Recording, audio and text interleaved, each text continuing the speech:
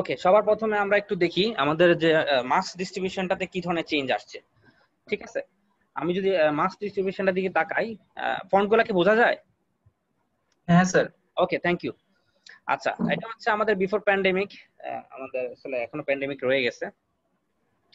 তো এই ধরনের একটা মার্কস ডিস্ট্রিবিউশন আমাদের ছিল আর কি। এটা হচ্ছে অ্যাজ ইউজুয়াল তোমাদের অ্যাটেন্ডেন্সে 10% মার্কস। এটা হচ্ছে তোমাদের ভার্সিটি থেকে যে ইনস্ট্রাকশন দেওয়া আছে, আমরা 10% যে মার্কসটা আছে সেটা আমরা ফার্স্ট 6 উইকেটে আমরা কাউন্ট করবো আর কি।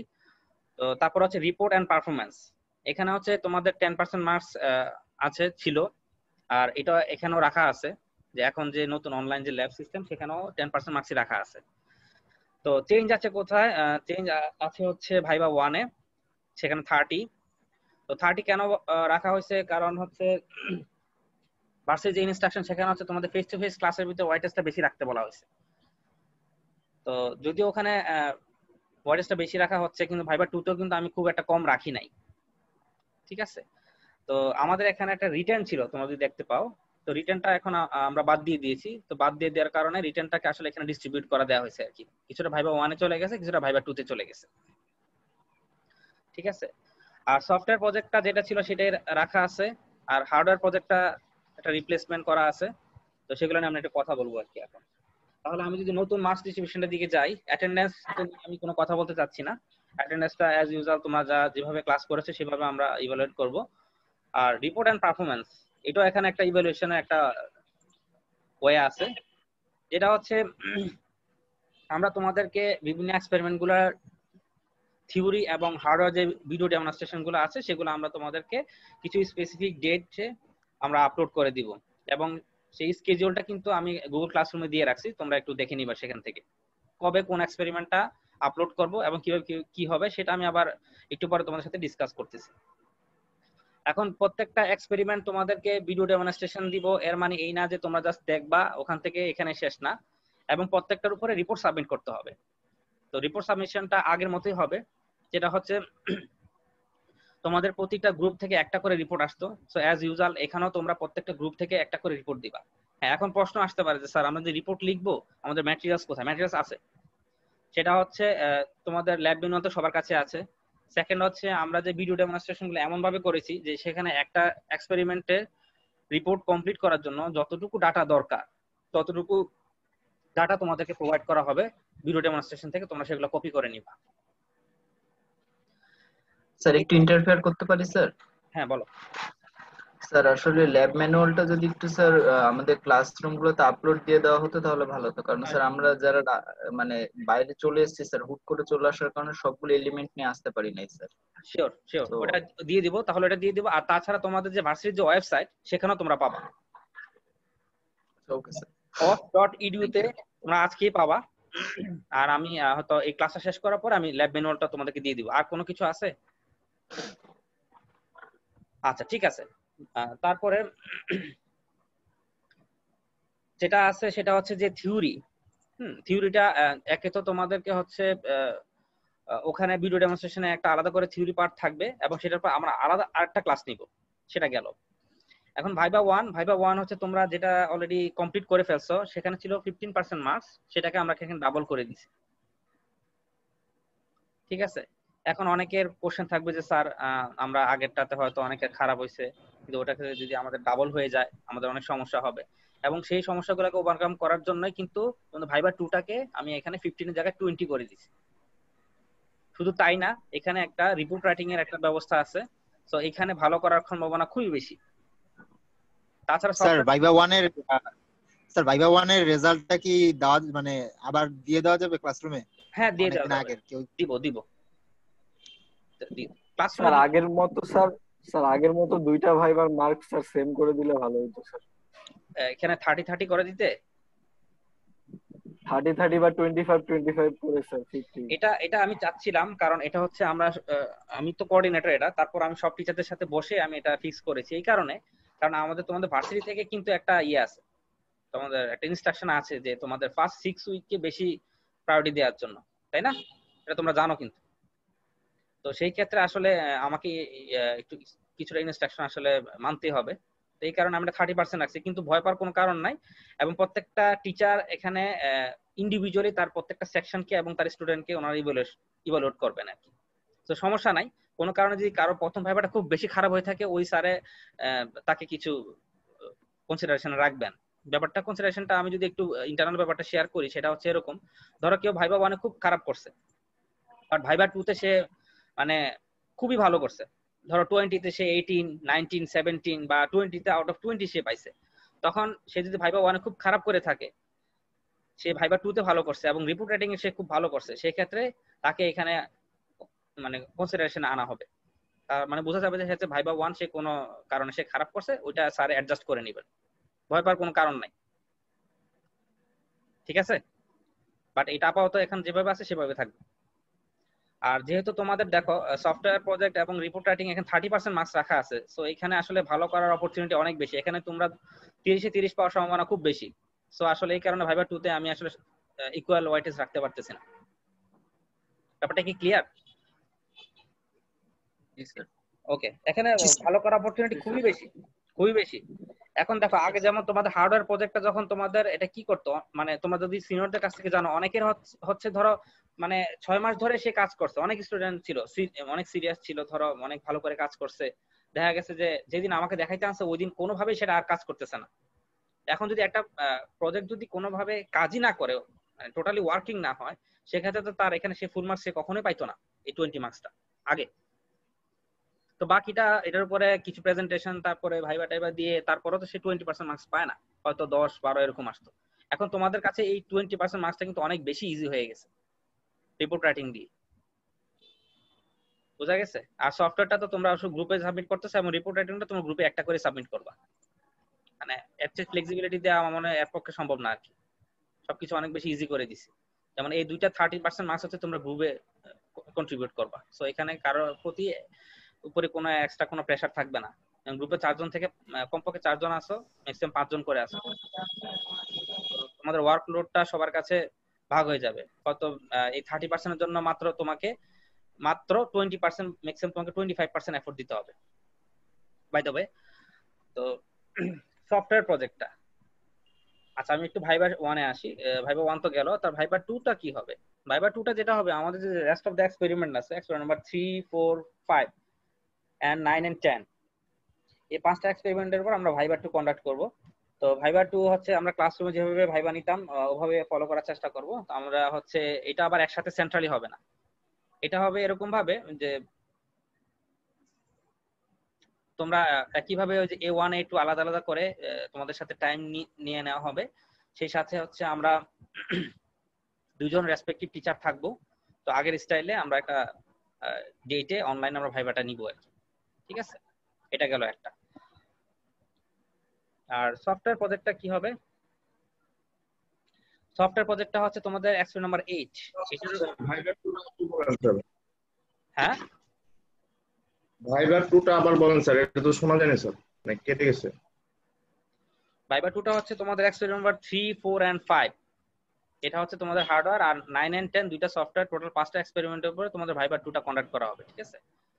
সেই ক্ষেত্রে এটা হচ্ছে আগের স্টাইলে দুজন টিচার থাকবেন প্রত্যেকটা সেকশন বা গ্রুপ ওয়াইজ, যেমন A1 এর জন্য যে টিচার ছিলেন তারা থাকবেন, A2 এর জন্য তারা থাকবেন, ওভাবে একটা টাইমে। যেমন তোমাদের ভাইবা 2টাকে টেন্টেটিভ একটা ডেট দেওয়া আছে 12 তারিখ, ঠিক আছে? ওই ডেটে সবগুলা গ্রুপের তাদের বিভিন্ন রেসপেক্টিভ টিচাররা বিভিন্ন টাইমে ভাইবাটা নিয়ে নেবেন আর কি, ঠিক আছে? আর যে সফটওয়্যার যে প্রজেক্টটা, স্যার ভাইবা নিবেন বলতে কি স্যার, মানে কোশ্চেন আস্ক করবেন আমরা অ্যানসার দিব, মানে জুমে মিটিং এ এরকম টাইপের? রাইট, যে কোনো একটা প্ল্যাটফর্ম আমরা চুজ করব, এটা টিচারের উপর ডিপেন্ড করবেন, জুম অথবা গুগল মিট, যে যেভাবে নিতে যাচ্ছেন সেভাবে হবে। আর ওখান থেকে হচ্ছে আমরা দুজন টিচার থাকবো, তোমরা অনলাইনে একটা স্পেসিফিক একটা টাইম স্লটে তোমরা আসবা, আসার পর আমরা দুজন টিচারই একসাথে কোশ্চেন করব, আর তোমাদের অ্যানসারের উপর ডিপেন্ড করে আমরা ওইভাবে তোমাদেরকে ইভালুয়েট করবো আর কি। হোপ এটা ক্লিয়ার। সফটওয়্যার প্রজেক্টটা মানে জিনিসটা হচ্ছে একজন একজন করে ঢুকাবেন, দুইজন টিচার থাকবেন, কোশ্চেন করবেন, এরকম? হ্যাঁ, একটা স্পেসিফিক টাইম স্লটের মধ্যে আমরা হচ্ছে একজন একজন করে ইন করাবো, আর বা দুজনে থাকতে পারে, দুজন স্টুডেন্ট নিতে পারে, তিনজনও নিতে পারে, ঠিক আছে? এটা কমপ্লিটলি অনলাইনে হবে এবং এবং ওয়ান টু ওয়ান ইন্টারাকশন হইতে পারে বা স্যার দুই এখানে একটা তিনজন কোশ্চেন ছিল স্যার। হ্যাঁ বলো। স্যার যাদের মনে করেন সামহাও ওই সময়টা নেট কানেকশনটা পেলো না বা কোনো একটা প্রবলেম হইলো, সে জয়েন করতে পারলো না, তার ক্ষেত্রে কি ব্যবস্থা নেবেন স্যার? আর হচ্ছে সে আমার ফোন নাম্বার জানে বা রেসপেক্টিভ টিচারের ফোন নাম্বার জানে, সে ফোন দিয়ে বলবে যে স্যার আমি অনেক চেষ্টা করতেছি, আমি কানেক্ট করতে পারতেছি না, তখন তার জন্য আমরা আলাদা করে সময় দিব। এমন না যে সে 5 মিনিট পরে তার ভাইবা হওয়া শুরু হওয়ার কথা ছিল, সে 5 মিনিট হয় নাই, সমস্যা নেই, সে 10 মিনিট পরে আসবে, 15 মিনিট পরে আসবে, 20 মিনিট পরে আসবে, 30 মিনিট পরে আসবে, এরপরে তার হওয়ার কথা না, তাই না? সে যখনই সে কানেক্ট করতে পারে সে তখন আমাদের ভাইবা গ্রুপে ইন করবে, নো প্রবলেম। স্যার অনেক সময় কারেন্টের সমস্যা হয়। হ্যাঁ ওইটা আমাকে সে ওভার ফোনে জানাবে, শুধু আমাকে না, যেখানে যে যার সেকশনে যে টিচার থাকবেন তাকে সাথে সাথে জানাইতে হবে। ধরো কারো স্লট দেওয়া আছে ধরো 11:15-তে, সে ধরো 11:18 বেজে গেছে, সে এখনো জয়েন করতে পারে নাই, তখন আমি পরের জনকে সুযোগ দিব, ঠিক আছে? বা আমি তার জন্য একটা স্পেসিফিক যে স্লটটা সেটা যে ওয়েট করছি, সে আসে নাই 5 মিনিটের মধ্যে, সে আমাকে সাথে সাথে ফোন দিয়ে জানাবে যে স্যার আমি আসলে কানেক্ট করতে পারতেছি না, সে পরের স্লটের জন্য সে ট্রাই করবে, ঠিক আছে? আচ্ছা, এখন সফটওয়্যার প্রজেক্টটা যেটা ছিল, আমি একদম ডে 1 থেকে বলতেছিলাম যে সফটওয়্যার প্রজেক্টটা নিয়ে কাজ করার জন্য, এবং রিপোর্ট যে হার্ডওয়্যার প্রজেক্ট নিয়ে কাজ করতে বলছিলাম। যদিও অনেকে যেটা করছে হার্ডওয়্যার প্রজেক্টটা আমাকে দেখাইছিল, মানে আবার অনেকে সিলেক্টও করে নিছিল, বাট আনফরচুনেটলি কাজ করা হয়নি। তো সফটওয়্যার প্রজেক্ট হচ্ছে বেসিক্যালি হচ্ছে তোমাদের লোড ফ্লো স্টাডির উপরে, এক্সপেরিমেন্ট নাম্বার 8। অলরেডি তোমাদের লোড ফ্লো স্টাডি হয়ে গেছে, এটার উপর ডেফিনেটলি তোমাদের কুইজও হয়েছে, তাই না? হয়েছে কিনা? জি স্যার, পাওয়ার প্ল্যান্ট ইঞ্জিনিয়ারিং এর স্যার অ্যাসাইনমেন্ট ছিল একটা। হ্যাঁ, তাহলে তো মানে এটা তো না পারার কোনো ইস্যু নাই। তারপরও অ্যাজ এ ফর্মালিটিস তোমাদের একজন টিচার সেটার উপর একটা ভিডিও ডেমনস্ট্রেশন দিবেন, সেটা খুব শীঘ্রই 2-3 তারিখের মধ্যে চলে আসবে আর কি। তো আমি যেটা সাজেস্ট করবো যে টিচারের জন্য বসে না থাকে এখনই কাজ শুরু করে দাও, ঠিক আছে? আর তোমাদের হচ্ছে ম্যাটল্যাব এখানে সফটওয়্যারটা মানে স্যার কোন অনেকের তো আসলে সফটওয়্যারগুলো পাওয়ার প্ল্যান্ট নেই স্যার, তো এই জন্য অনেকের আসলে ভিডিও ডেমনস্ট্রেশনের জন্য স্যার অনেকে ওয়েট করবে। হ্যাঁ, সেটা কারণ কি 2-1 দিনের পাওয়ার মধ্যে প্ল্যান্ট চলে স্যার আসবে, অনেকে নেই। এটা নিয়ে কোনো সমস্যা হবে জি না। স্যার। যারা পারবে তারা এখন শুরু করে দিবে, আর যারা পাওয়ার প্ল্যান্টটা নাই তারা একটু ওয়েট করবে, 1-2 দিনের ব্যাপার, খুব বিগ মানে খুব বেশি সময়ের জন্য না, ঠিক আছে? আর সফটওয়্যারটা স্যার কি স্যার? বুঝি না, কোন সফটওয়্যার দিয়ে করতে হবে স্যার? এক্সপেরিমেন্ট নাম্বার 8টা খোলো আগে, খুলে দেখো, স্টাডি করো, সেখানে ম্যাটল্যাব দিয়ে করতে হবে এটাকে, ঠিক আছে? গস সেটেল অথবা নিউটন র্যাপসন মেথড, দুইটা যে কোনো একটা দিয়ে করলে হবে। যদি ওখানে গস সেটেলটা দিয়ে করা আছে, বাট তুমি যদি নিউটন র্যাপসন দিয়ে করো আমার কোনো সমস্যা নাই, বাট এই দুইটা মেথডের বাইরে যাওয়া যাবে না। এবং নোট ফ্লো স্টাডির জন্য এই দুইটা মেথডই সবচেয়ে বেশি পপুলার এবং ভেরি ওল্ড মেথড। এবং তুমি যদি ইন্টারনেটে সার্চ দাও, তোমরা আমাদের চাইতে তোমরা অনেক বেশি স্মার্ট, ঠিক আছে? তোমরা আসলে এক্সপেরিমেন্টটা খোলার আগেই তোমরা কি করো, গুগল করে ফেলো শর্টকাট, বা ইউটিউব করো। সো ওখানে তোমাদের এগুলো ভিডিও ডেমনস্ট্রেশন পাওয়া, আমার কাছে যেটা মনে হয় আর কি, না পাওয়ার কোনো কথা না, এগুলো অনেক আগের মডেল, নিউটন র্যাপসন তারপর গস সেটেল মেথড, এগুলো অনেক আগের এবং এগুলো ওয়েল এস্টাবলিশড এবং অনেক স্যাচুরেটেড। এগুলা তুমি যদি ইন্টারনেটে সার্চ দাও, এগুলো একে অনেক বেশি ডিটেইলস পাবা, হয়তো তুমি এটা কোডটাও পেয়ে যেতে পারো, ঠিক আছে? তো তো ডেফিনেটলি এটা নিয়ে কাজ করা খুব একটা কঠিন হবে না। আর তোমাদের সবচেয়ে আরো যে একটা ভালো সোর্স, সেটা হচ্ছে সিনিয়র 4, ঠিক আছে? ওখানে তো আছেই তোমাদেরকে সাপ্লাই দেওয়ার জন্য, বাট কোনো কারণে যদি একই ভুল জিনিস তোমরা সবাই কপি করছো, তাই তো বোঝাই যাবে ডেফিনেটলি, যেহেতু এটা ম্যাথ, সো এটার অ্যান্সার আসলে যদি দুইটা গ্রুপের পাশাপাশি ভুল হয়, সো এখানে আসলে 10-এ লিটারালি এখানে 0 দেওয়া হবে, কারণ যেহেতু গ্রুপে করতে দেওয়া আছে এবং লোড ফ্লো স্টাডি ছোট্ট একটা ম্যাথ, তুমি জাস্ট কোডিং করে কোডটার মধ্যে জাস্ট ম্যাথের ইনফরমেশন গুলো ইনপুট দিয়ে দিবা, জাস্ট রেজাল্ট আসবে। হ্যাঁ, তবে আমি যেটা সাজেস্ট করব, যখন তুমি সফটওয়্যার প্রজেক্টটা বা যেটা তুমি লোড ফ্লো স্টাডিটা তুমি ম্যাটল্যাবে করবা, যাতে একটা ইউনিভার্সাল প্রোগ্রামিং হয় আর কি। ইউনিভার্সাল প্রোগ্রামিংটা কি জিনিস, যেমন ধরো তুমি যদি একটা স্পেসিফিক ম্যাটল্যাব প্রোগ্রামিং করো, যেখানে হচ্ছে তুমি ধরো a = 10, b = 2, দেন তুমি a + b = 10 + 2 12, এটা কি, এটা হচ্ছে স্পেসিফিক, সেখানে তুমি ডাটা চেঞ্জ করতে পারো না। এখন তুমি যদি ম্যাটল্যাব এরকম করো যে take input a, take input b, then user থেকে ইনপুট নিবে, তারপরে সে সাম করে দেখাবে, ওটা হচ্ছে ইউনিভার্সাল প্রোগ্রাম। তখন সে a 10 এর জায়গায় সে কখনো 20 ইউজ করতে পারে, 30 ইউজ করতে পারে, b এর জায়গায় b তে সে 2 এর জায়গায় 5, 15, 100 এরকম সে যে কোনোটা ইউজ করতে পারে। সো আমি চাইবো যে তোমরা প্রোগ্রামিংটা এমন ভাবে করবা যাতে সেই ইউজার থেকে সেই ইনপুট গুলা নেয়। তো ওইটাকে সাধারণত হইলে ভালো হয় আর কি প্রোগ্রামিংটা। সো আমি যে কোনো ধরনের ডাটা দিয়ে এটাকে আমি জাস্টিফাই করতে পারবো আর কি।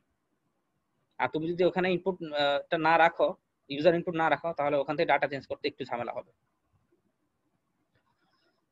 আচ্ছা, এখন রিপোর্ট রাইটিংটা কি জিনিস সেটার উপর আমি ডিটেইলস আজকে কথা বলবো, সেই জন্য আজকে তোমাদেরকে বেসিক্যালি এখানে আনা আর কি।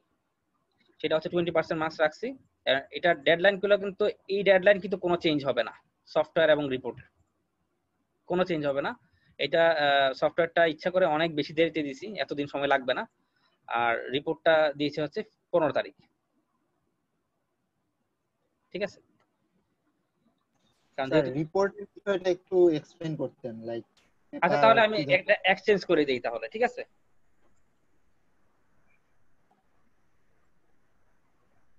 এখন ঠিক আছে? এখন ঠিক আছে স্যার একটু এই যে ব্যাপারটা যদি একটু এক্সপ্লেন করতেন যে স্যার আসলে রিপোর্ট আমরা কি করব।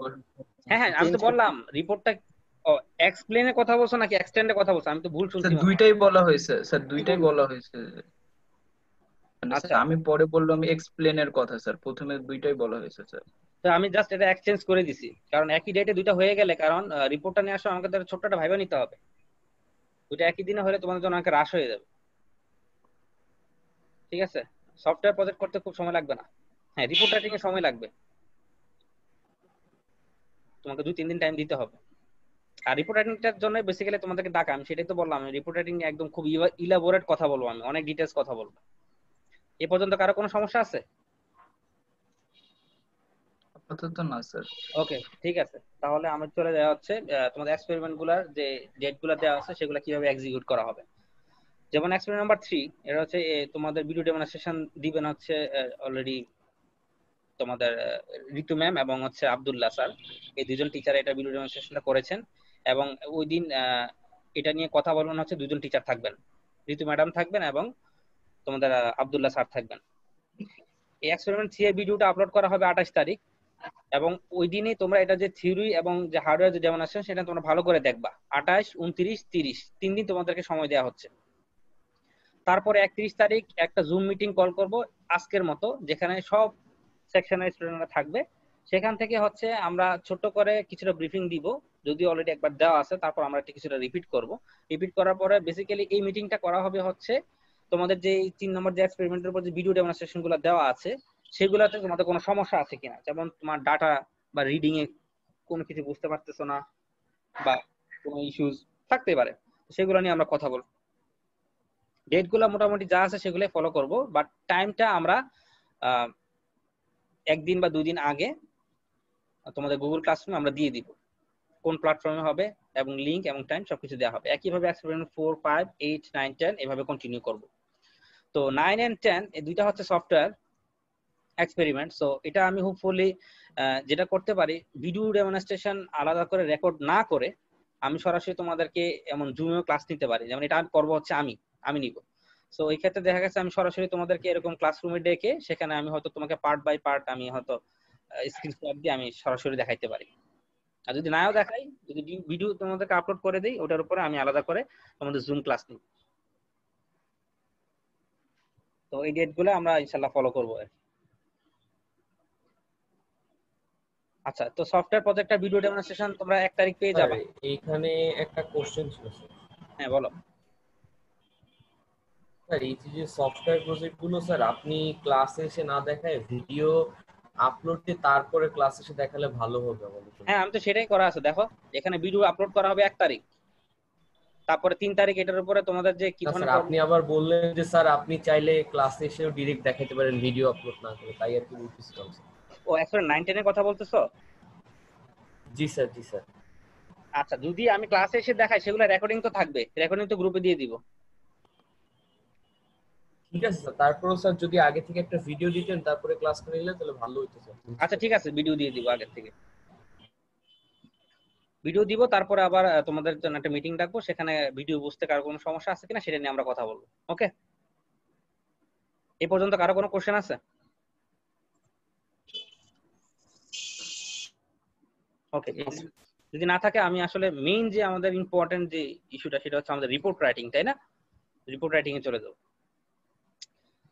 আচ্ছা, একটা রিপোর্ট কিভাবে লিখতে হয়? স্যার একটা কোশ্চেন ছিল স্যার। হ্যাঁ বলো স্যার আগের স্লাইডটা একটু আনা যাবে?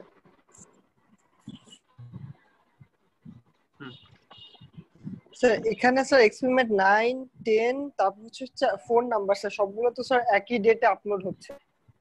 হ্যাঁ, ডেটা আপলোড হলে সমস্যা নাই, যেমন তোমাদেরকে দেখার জন্য সুযোগ দেওয়া হচ্ছে অনেক দিন। দেখো জাস্ট 31 তারিখ আপলোড দিব, কিন্তু মাঝখানে 5 দিন সময় দিব তোমাদেরকে দেখার জন্য।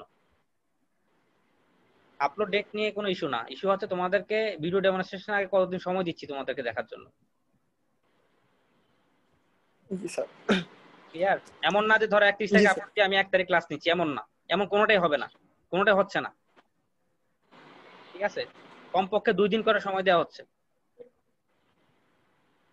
আর এটার আগে 5 দিন সময় দেওয়া হচ্ছে, 5 থেকে 6 দিন, ওভাবেই সবগুলো সেট করা আছে। ওকে ওকে, তোমাদের রিপোর্ট রাইটিংটা ঠিক আছে।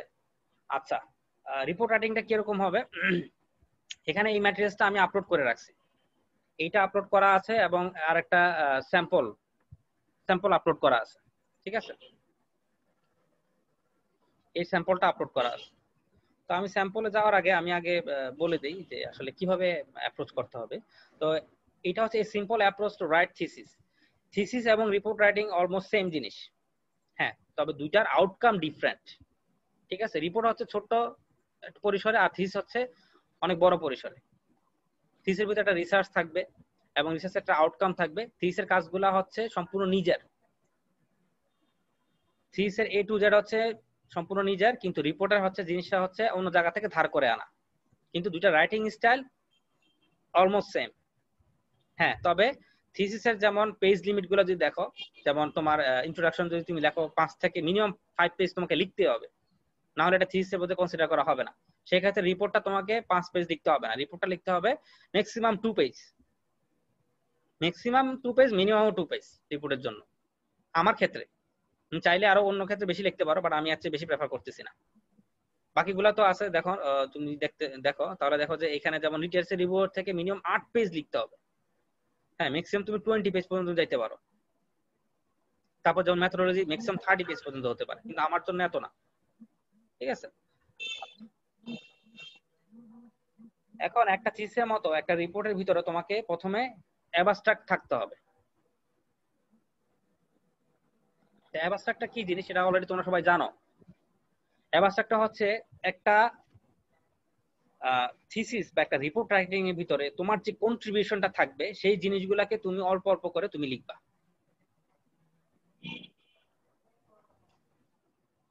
স্ক্রিনে কেউ লেখালেখি করবা না।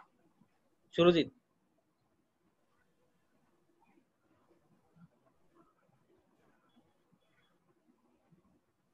আচ্ছা, অ্যাবস্ট্রাক্টটা এখানে একটা বলতে পারো যে শর্টকাট ওয়ে আছে, সেটা যদি আমি বলি, যেটা হচ্ছে যেমন, আচ্ছা এখানে আরেকটা কথা একটু বলে নেই, তুমি যে রিপোর্ট রাইটিংটা লিখবা সেটা কোত্থেকে প্রথমে শুরু হবে? সেটা হবে তোমাকে প্রথমে একটা পেপার সিলেক্ট করতে হবে, এবং আমি ওখানে স্ট্রিক্টলি বলে দিচ্ছি যদি তুমি কোনো প্রজেক্ট পেপার নাও সেটা অ্যাকসেপ্টেবল না, কারণ প্রজেক্ট পেপার গুলা খুবই সিম্পল থাকে।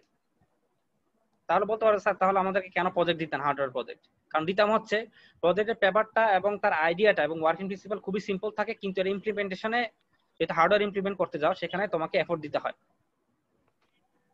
ওটা মেইন এফোর্টটা হচ্ছে হার্ডওয়্যারে দিতে হয়, কিন্তু যখন তুমি একটা রিপোর্ট লিখবা এটা মেইন এফোর্টটা হচ্ছে তোমার লেখালেখিতে, কারণ এখানে অলরেডি সবকিছু এক্সিস্ট করা আছে। বাকি তোমার লেখালেখির উপর ডিপেন্ড করবে রিপোর্টটা কতটুকু সুন্দর হচ্ছে, কতটুকু রিডেবল, কতটুকু মানে বোঝা যায় আর কি, একজন রিডারের জন্য কতটুকু মানে সহজলভ্য হয়, সে যাতে পড়লে কতটুকু সে বুঝতে পারে আর কি। তো এই ক্ষেত্রে অ্যাবস্ট্রাক্টটা যেটা থাকে, তখন তুমি যখন একটা পেপার সিলেক্ট করবা সেটা হতে পারে একটা কনফারেন্স, মিনিমাম একটা কনফারেন্স পেপার হতে হবে। তুমি চাইলে জার্নাল পেপারও সিলেক্ট করতে পারো। হ্যাঁ, তুমি যদি মনে করো যে স্যার আমি আরো ভালো কাজ করতে চাই, হ্যাঁ তুমি জার্নাল সিলেক্ট করতে পারো।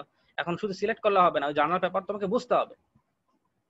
তুমি যত কঠিনের দিকে যাবা তোমার ওভাবে তোমাকে বোঝারও ক্ষমতা রাখতে হবে। যদি তুমি না বুঝো, এটার রিপোর্টের উপর আমরা কোশ্চেন করবো, যদি কোশ্চেন অ্যান্সার না পারো তাহলে কিন্তু তোমার মার্কস রিপোর্ট থেকে কমে যাবে।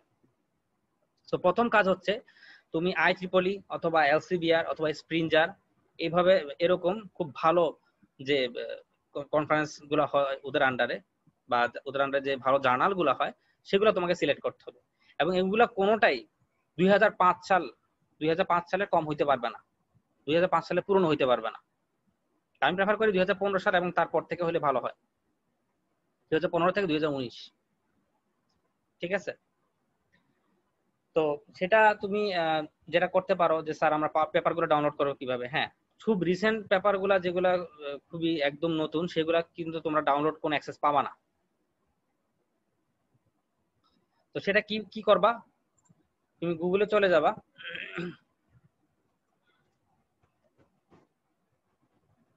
এসসিআই হাব, ঠিক আছে, এসসিআই হাব থেকে হচ্ছে তুমি সবগুলা পেপার তুমি ডাউনলোড করতে পারবা। সবার প্রথমে তোমাকে যেটা করে নিতে হবে, তোমাকে আগে পেপারটা সিলেক্ট করতে হবে, পেপারের টাইটেলটা সিলেক্ট করার পরে তোমার এসসিআই হাবে চলে গেলে, অবশ্য অনেকদিন ডাউনলোড করি না এটাকে, ওখানে গেলে তুমি একটা সার্চ ইঞ্জিন পাবা, ওই টাইটেলটা দিয়ে এখানে এই যে এখানে তুমি যদি সার্চ দাও এসসিআই হাবে, তুমি মানে অনেক পেইড কনফারেন্স এবং জার্নাল তুমি এখান থেকে ডাউনলোড করতে পারো। হ্যাঁ, সবগুলো পারবা না বা সব জার্নালের গুলো পারবা না, সব কনফারেন্স পেপারও পারবা না। লিংক দিতে হবে স্যার, হ্যাঁ এখানে ইউআরএল টা দিতে হবে, লিংক দিতে হবে স্যার, ওই এই পেপারে লিংকটা যে তো, করসপন্ডিং লিংক থাকে হ্যাঁ লিংকটা দিতে পারো, আসে না স্যার অনেক সময়। না নাম না দিলেও সমস্যা নাই, তুমি একটা কাজ করতে পারো, ধরো তুমি সোলারের উপরে একটা পেপার নিলা, ঠিক আছে, সেক্ষেত্রে তুমি যেটা করতে পারো,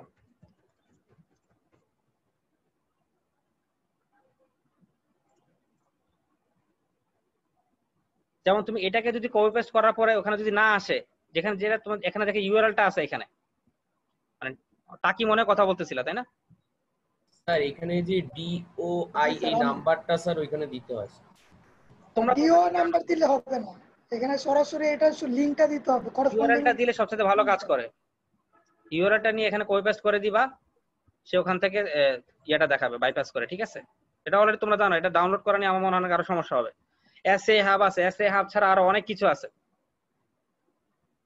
আগে পেপার সিলেক্ট করো, সিলেক্ট করে তারপর ডাউনলোড করো এবং দেখবা যে কোনো ডাউনলোডেবল কিনা। যদি ডাউনলোড না করতে পারো সেটা সিলেক্ট করে খুব একটা লাভ হবে না।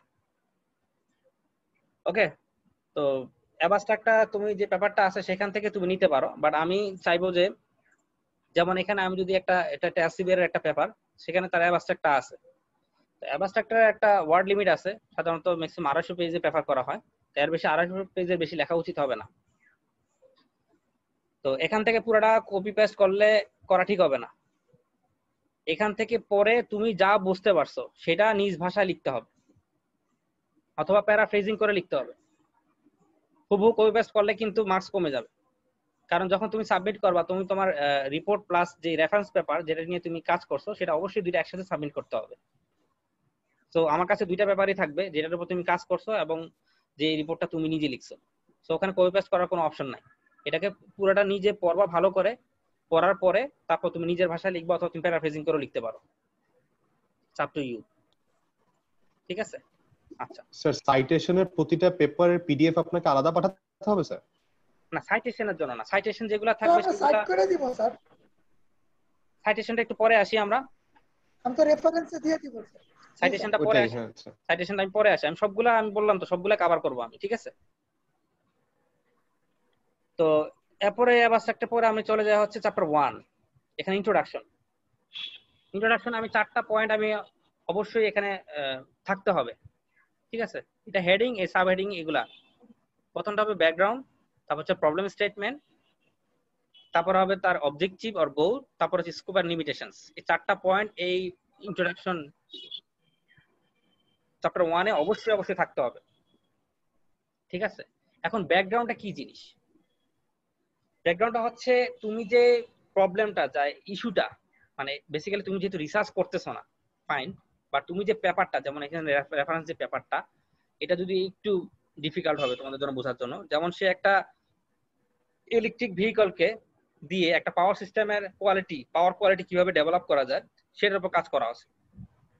এখন পাওয়ার সিস্টেমে পাওয়ার কোয়ালিটি ডেভেলপ করার জন্য যেহেতু সেই ইলেকট্রিক ভেহিকলকে সে ইউটিলাইজ করছে, তো সেই ক্ষেত্রে বোঝা যাচ্ছে যে আগে সে পাওয়ার সিস্টেমে কি প্রবলেমটা ছিল সেই ফাইন্ড আউট করছে, এবং সেটা ফাইন্ড আউট করার জন্য সে প্লাগিং ইলেকট্রিক ভেহিকলকে কেন কনসিডার করছে সেই জিনিসগুলোকে সে আগে বের করে নিছে।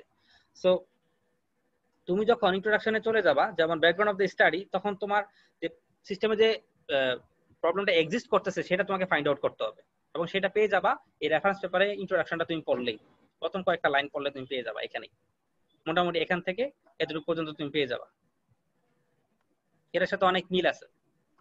হ্যাঁ, তবে একটা কথা, যেমন এই যে ভদ্রলোক যিনি এটা নিয়ে আসলে কাজ করছেন আর কি, তো এটা উনি লেখার সময় ডেফিনেটলি পুরো কাজটা ওনার বেসিক কাজটা ওনার নিজের হলেও উনি অনেক পেপারের উনি হেল্প নিছেন।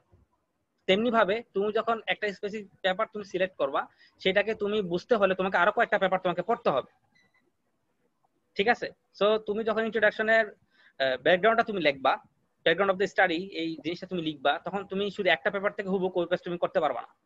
তোমাকে যেটা করতে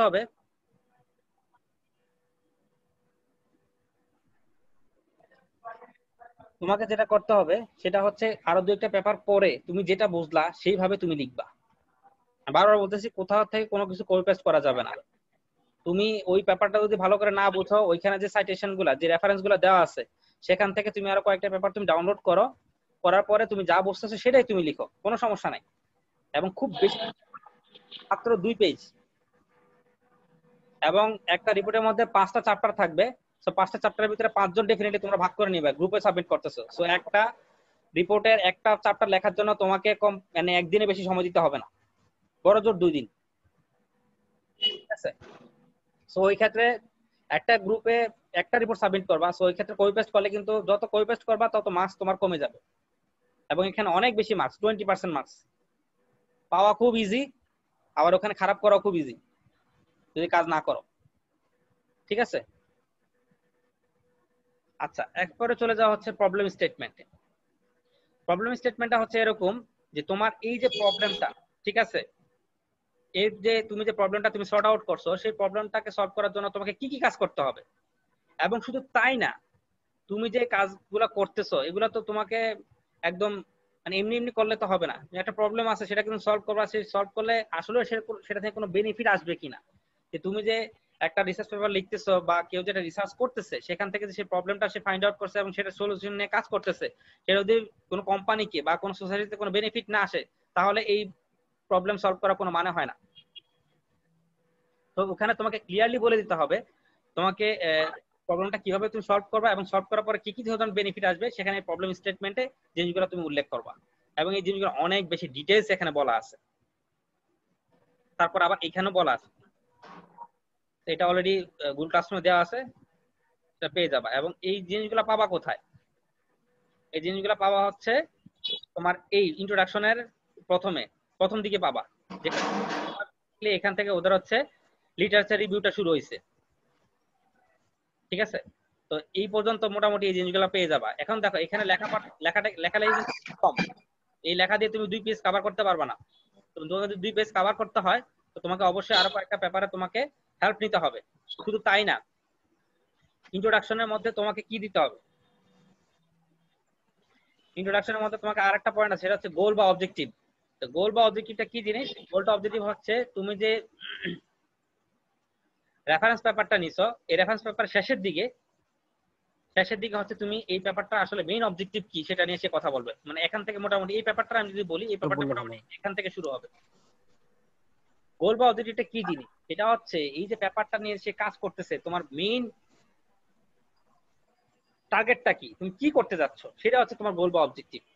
তো একটা পেপারের সাধারণত খুব মানে বড় যদি ভালো যদি পেপার হয়, যেমন খুব ভালো ইম্প্যাক্ট ফ্যাক্টরের যদি কোনো জার্নাল হয়, সেখানে তোমার একাধিক অবজেক্টিভ থাকতে পারে, একটা দুইটা থাকতে পারে। কিন্তু যদি তুমি ছোট কোনো কনফারেন্স পেপার নাও বা অন্য কোনো কিছু নাও, সেখানে সাধারণত একটার বেশি অবজেক্টিভ থাকে না। তো পেপারটা পড়লেই তুমি বুঝবা পেপারটা অ্যাবস্ট্রাক্টও তার অবজেক্টিভ সম্পর্কে কিছু আইডিয়া থাকে, এবং ইন্ট্রোডাকশনের ভিতরে তুমি একদম ক্লিয়ার আইডিয়া পাবা। তো সেখান থেকে তুমি হচ্ছে এই গোলস বা অবজেক্টিভ গুলা তুমি অ্যালাইন করবা। সেটা চলে গেল। সেখানে তোমাদের চ্যাপ্টার 1 এর লাস্ট যে পয়েন্ট, সেটা হচ্ছে স্কোপ এন্ড লিমিটেশনস। আচ্ছা, স্কোপ এন্ড লিমিটেশনটা কি জিনিস? ধরো তুমি একটা রিসার্চ করতেছো, সেটা হচ্ছে ভোল্টেজ স্টেবিলাইজার। তুমি যখন ভোল্টেজ স্টেবিলাইজার বানাবা সেটা তো সব ধরনের ইকুইপমেন্টের জন্য অ্যাপ্লিকেবল না। যেমন এটা হতে পারে শুধুমাত্র টিভি, হতে পারে শুধুমাত্র এর জন্য, বা এই রিলেটেড অন্য আদার্স ইকুইপমেন্টের জন্য। ঠিক আছে, ওই ওই জিনিসগুলো হচ্ছে স্কোপ এবং লিমিটেশন। এটা হচ্ছে স্কোপ। আর লিমিটেশনটা কি জিনিস, যেমন তুমি যে ভোল্টেজ স্টেবিলাইজারটা তুমি বানাইছো সেটা হচ্ছে ধরো তোমার স্পেশালি একটা রেঞ্জে কাজ করতে পারে। যেমন স্টেবিলাইজারটা 150 থেকে 300 ভোল্টের মধ্যে কাজ করে, এটা হচ্ছে তার লিমিটেশন। এবং তার সেই কতগুলো সার্টেন কন্ডিশন আছে এবং সার্টেন কিছু প্যারামিটার, এনভায়রনমেন্টাল কিছু প্যারামিটার আছে ওটার ভিতরে কাজ করে। যেমন কিছু কিছু এক্সপেরিমেন্টে কিছু কিছু প্যারামিটার আছে, যেমন সে একটা স্পেসিফিক টেম্পারেচারে কাজ করে, যেমন সে রুম টেম্পারেচারে ভালো কাজ করে। তখন তোমার ওই পেপারে স্পেসিফিকলি তোমাকে লিখে দিতে হবে যে আমার এই কাজটা আসলে এই টেম্পারেচারে বাইরে চলে গেলে আর কাজ করবে না, বা টেম্পারেচার যদি খুব কম হয়ে যায় তার মানে এটা কাজ করবে না। তার মানে এই স্কোপ এবং লিমিটেশন গুলো লেখার অর্থ এই হচ্ছে যে তোমার যে প্রজেক্টটা করছো সেটা আসলে কোন কান্ট্রি বা কোন রিজিয়নের জন্য তোমার অ্যাপ্লিকেবল, কোন ওয়েদারের জন্য। যেমন খুব ঠান্ডার জন্য যদি কাজ না করে সে কানাডার কোনো লোকজন সেটা নিয়ে ইন্টারেস্টেড হবে না।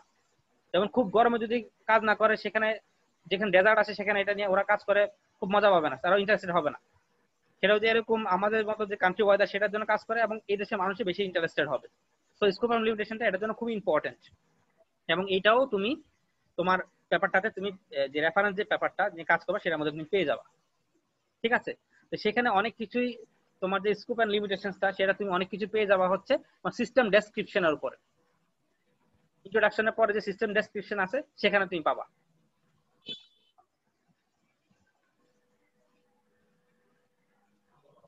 সিস্টেম ডেসক্রিপশন পেয়ে যাবা। ঠিক আছে,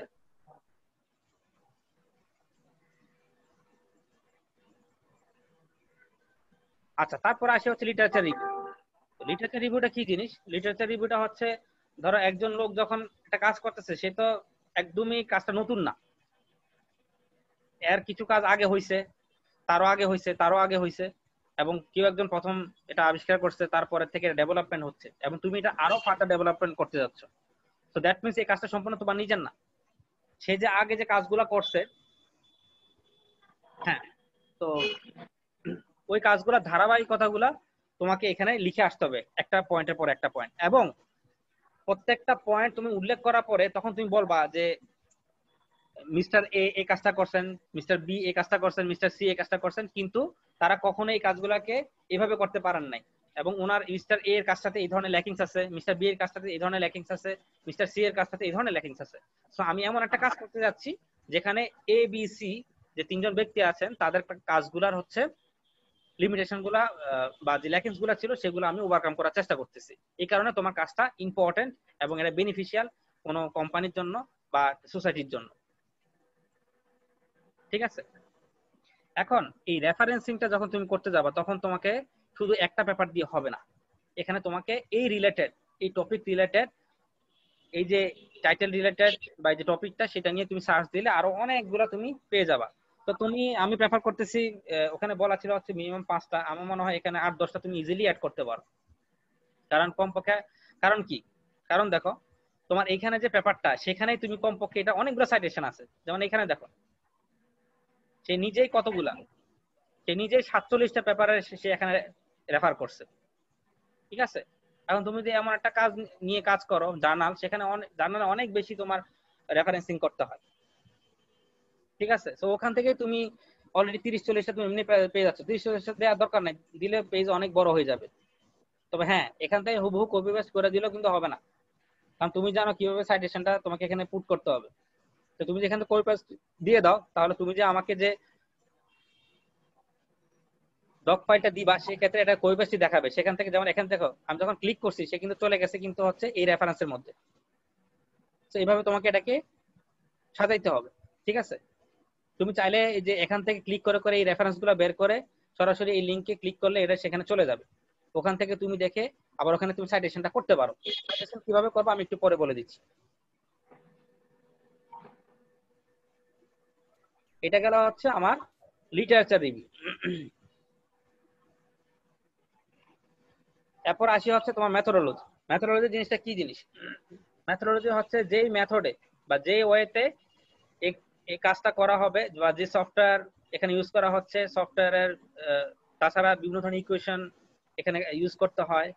ঠিক আছে, বিভিন্ন ধরনের থিওরি ইউজ করতে হয়। তো সবগুলা জিনিসই হচ্ছে তোমার মেথোডোলজি চলে আসবে। যেমন এটা যখন করছি এই পেপারটা যিনি করছেন সেখানে দেখেন উনি কিন্তু সিস্টেম ডেসক্রিপশনটা কি জিনিস, সে যখন কাজটা করছে সে কি কি ধরনের সিস্টেম সে এখানে ইউটিলাইজ করছে। যেমন এখানে একটা বাড়ি ইউজ করছে, একটা স্মার্ট হোম, যেখানে কি আছে কতগুলা প্লাগ ইন ইলেকট্রিক ভেহিকল আছে, সেখানে কতগুলা স্মার্ট অ্যাপ্লায়েন্সেস আছে, সেখানে স্মার্ট মিটার আছে, সেখানে আইসিটি আছে, সবকিছু আছে। তো এই সিস্টেমের ডেসক্রিপশন গুলো তোমাকে ওখানে দিতে হবে। হ্যাঁ, তবে তোমাকে তো আর এমন না যে তোমাকে এগুলো অ্যানালাইসিস করে দিতে হচ্ছে। তোমাকে তুমি যে পেপারটা তুমি মেইন পেপার হিসেবে তুমি অ্যাকসেপ্ট করছো সেখানে সবকিছুই হচ্ছে তুমি পেয়ে যাবা। ঠিক আছে, জাস্ট ওখান থেকে একটু পরে পরে ওগুলো লিখতে হবে।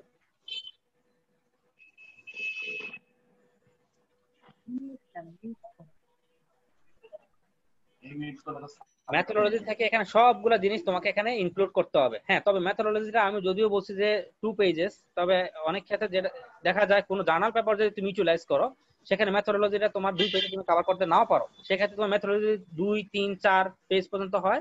সো ইটস ওকে, ফাইন, কোনো সমস্যা হবে না। ওকে, তারপর আমি চলে যাই হচ্ছে 4th চ্যাপ্টার। এখানে যে 4th চ্যাপ্টারটা আছে সেটাই তোমাদের লাগবে না, ঠিক আছে, সেটা তোমাদের জন্য লাগবে না। এখানে চ্যাপ্টার 4 বাদ। সো চ্যাপ্টার 4টা হয়ে যাবে হচ্ছে এটা, রেজাল্টস এন্ড ডিসকাশন হয়ে যাবে চ্যাপ্টার নাম্বার 4, এটা বাদ। ঠিক আছে, এটা বাদ চলে যাবে। তো তোমরা হচ্ছে চ্যাপ্টার 4টা বাদ চলে গেলে তোমাদের চ্যাপ্টার 5টা হয়ে যাবে এখন চ্যাপ্টার 4, যেখানে হবে রেজাল্টস এন্ড ডিসকাশন। সেটা কোথায় পাবা? সেটাও ওই পেপারের মধ্যে আছে। এই দেখো, এই পেপারটাতে যেটা সুবিধা আছে, সে স্পেসিফিকলি একদম বলেই দিছে যে তার রেজাল্টস এন্ড ডিসকাশন হচ্ছে এখান থেকে শুরু হয়েছে, সিমুলেশন রেজাল্টটাই। এটাই হচ্ছে 4 নাম্বার চ্যাপ্টারে যে বসবে, এই যে এখান থেকে এই জিনিসগুলো, এখান থেকে যত ধরনের ফিগার থাকবে সবগুলো তুমি ওখানে কপি পেস্ট করে দিবা। সো এই ক্ষেত্রে রেজাল্টস এন্ড ডিসকাশনটাও তোমার 2 পেজের চেয়ে বড় হইতে পারে। ঠিক আছে, তো ওই ক্ষেত্রে মানে 2 পেজের বেশি হলেও কোনো সমস্যা হবে না। এরপর হচ্ছে লাস্ট পেজ, এটা হয়ে যাবে chapter number 5, conclusions and recommendations. Conclusions and recommendation কি লিখবা? কনক্লুশন তো তুমি কনক্লুড করবা যে তুমি কাজগুলা করছো এবং ওখান থেকে তুমি কি কি পাইছো। দ্যাট মিন্স ওই পেপারটাতে তুমি পরে দেখবা যে ওই পেপারটাতে অ্যাকচুয়ালি কি কি জিনিস করছে এবং করার পরে আসলে কতটুকু পাইছে, কতটুকু করছে, কতটুকু পাইছে, সেগুলোকে তুমি সামারাইজ করবা। আচ্ছা, ফাইনালি হচ্ছে ওই ব্যাপারে রিকমেন্ডেশন 2 ধরনের। একটা হচ্ছে recommendation for future work, recommendation from your own work. তো রিকমেন্ডেশন তোমার নিজের ওয়ার্ক থেকে কি, যেমন তুমি যে একটা কাজ করছো, তুমি এই কাজটাকে তোমার কোন কোন, ধরো তুমি ভোল্টেজ স্টেবিলাইজার তুমি বানাইছো, সেটা তুমি কোন কোন ইকুইপমেন্টের জন্য অ্যাপ্লিকেবল, সেটাকে তুমি ওখান থেকে রিকমেন্ড করলা যে হ্যাঁ এই জিনিসের জন্য সেটা ইউজ করা যেতে পারে, এই ভোল্টেজ রেঞ্জের জন্য ইউজ করা যেতে পারে। এটা হচ্ছে তোমার কাজের রিকমেন্ডেশন। আর রিকমেন্ডেশন ফর ফিউচার ওয়ার্ক মানে হচ্ছে তুমি যে কাজটা করছো ওইখানে কি কি ধরনের গ্যাপ, রিসার্চ গ্যাপ রয়ে গেছে। ঠিক আছে, ওইখানেও যে ধরনের রিসার্চ গ্যাপটা রয়ে গেছে সেই রিসার্চ গ্যাপটা তুমি এখানে উল্লেখ করে দিতে পারো যে হ্যাঁ তুমি যদিও কিছু কিছু রিসার্চ গ্যাপ যাদের ছিল, যেসব রিসার্চার তাদেরটা নিয়ে তুমি কাজ করছো, বাট তোমার কাজেও কিছু না কিছু গ্যাপ থেকে যাবে। সেটা যখন তুমি বুঝবা তখন তুমি কি করবা, সেটা তুমি ওখানে লিখে দিবা যে হ্যাঁ আমার যে কাজটা করছি সেখানেও কিছু কিছু গ্যাপ আছে, সেটাকে আরো এইভাবে আসলে ইমপ্রুভ করা যেত, এই কাজটাতে দেখানো হয় নাই। ইন ফিউচারে যদি কেউ কোনো কাজ করে, অথবা তুমি নিজেই ইন ফিউচার হিসেবে এই কাজটার একটা ডেভেলপমেন্ট ভার্সন তুমি আবার করবা, সেটা তুমি রিকমেন্ড করে দিবা। ফাইনালি হচ্ছে তোমাদের রেফারেন্সিং বা বিবলিওগ্রাফি। সেটার জন্য কোনো চ্যাপ্টারের নাম দেওয়া যাবে না, চ্যাপ্টার 7 বা 6 এরকম কোনো নাম দেওয়া যাবে না, সেটা শুধুমাত্র রেফারেন্স লিখে আর নিচে রেফারেন্সিং গুলা দিয়ে দিতে হবে। আচ্ছা, রেফারেন্সিংটা কিভাবে করবা? রেফারেন্সিংটা হচ্ছে এই যে তুমি যে বিভিন্ন জায়গায় তুমি যে সাইটেশন গুলো ইউজ করছো, যেমন এখানে একটা কথা লেখা আছে ইলেকট্রিসিটি কনজাম্পশন নিয়ে সে একটা ডাটা সে এখানে প্রোভাইড করছে এবং সে এটা এই কথাটা তার নিজের না। হ্যাঁ, সেই কথাটা হচ্ছে এমন একজন সোর্স থেকে সে নিছে, এই একটা পেপার থেকে সে নিছে, এখানে ক্লিক করলে সে তুমি এই পেপারটা পেয়ে যাবা। ঠিক আছে, এই পেপারটা যেমন এখানে লেখা আছে dimensionless analysis of the global, যে ইয়াগুলো আছে সেটা এখানে বলা আছে। তো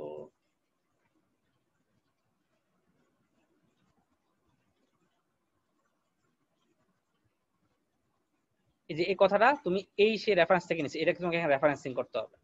আচ্ছা, এখন এখানে অনেক ধরনের রেফারেন্সিং করার জন্য অনেক ধরনের সফটওয়্যার থাকতে পারে। তারপর তুমি যেটা করতে, তুমি ম্যান্ডেলা ইউজ করতে পারো, ঠিক আছে? এইটা ম্যান্ডেলাটা ইউজ করতে পারো। ওখান থেকে রেফারেন্সিং করা খুবই ইজি, জাস্ট একটু ইউটিউবে সার্চ দিয়ে নিবা যে কিভাবে ম্যান্ডেলা ইউজ করতে হয়। এখন তুমি যদি চাও যে স্যার আমি ম্যান্ডেলা ইউজ করবো না, আমার রেফারেন্স সংখ্যা মাত্র 5 থেকে 6টা, তুমি ম্যানুয়ালি পুট করো, কোনো সমস্যা নেই। কেউ যদি ম্যান্ডেলা না শিখতে চাও, ম্যান্ডেলা শিখা কোনো কিছুই না, একটা সফটওয়্যার ডাউনলোড করবা, ওখানে পেপারটাকে জাস্ট ইম্পোর্ট করবা, ইম্পোর্ট করে এখানে ক্লিক করলেই চলে আসবে। আমি একটু দেখাই দিব কিভাবে করতে হয়,